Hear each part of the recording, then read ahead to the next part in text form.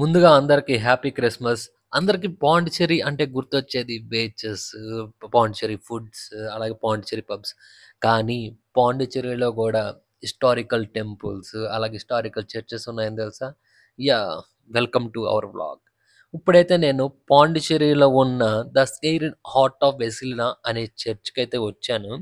ఇదొచ్చేసి చాలా అంటే చాలా పెద్ద చర్చ్ అండి. ఇదొచ్చేసి మనకు పాండిచ్చేరి రైల్వే స్టేషన్ పక్కనే దగ్గర దగ్గరగా 500 మీటర్స్ అలా దూరంలో అయితే ఉంది. ఈ చర్చ్ ఏంటంటే, ఇది చర్చ్ కట్టి 100 సంవత్సరాల పైనే అయింది. అంటే 1900s ఆ టైంలో అయితే దీన్ని కట్టారు. అది అప్పటికి ఇప్పటికి అలాగే ఉంది. ఇప్పుడు నాకు తెలిసి ఒక 10, 15 ఇయర్స్ కింద కట్టిన దానిలాగా ఉంది చూస్తే. కానీ మోర్ దెన్ 100 ఇయర్స్ అయిందంట దీన్ని కట్టి. దీని లోపల దీని స్ట్రక్చర్, దీని ఆర్కిటెక్చర్ చూస్తే మతిపోతుందసలు. మామూలుగా లేదసలు.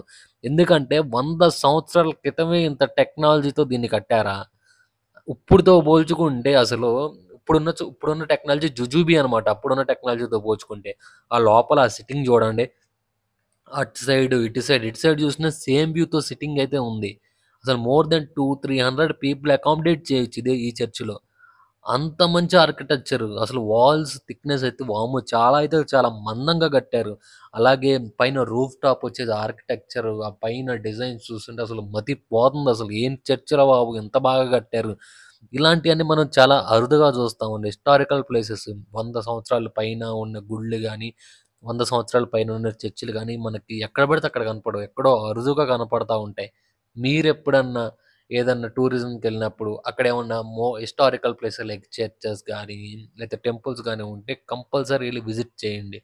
కులాలు, మతాలు ఇయన్నీ పక్కన పెడితే మనందరం భారతీయులం. కాబట్టి ఉన్నయి ఉన్నది మొత్తం మనం ఎక్స్‌ప్లోర్ అయితే చేయాలి. చేసి మంచి నాలెడ్జ్ అయితే సంపాదించాలి. ఇదైతే చాలా నచ్చింది. మీకు నచ్చితే లైక్, షేర్ అండ్ సబ్స్క్రైబ్ చేయండి. థాంక్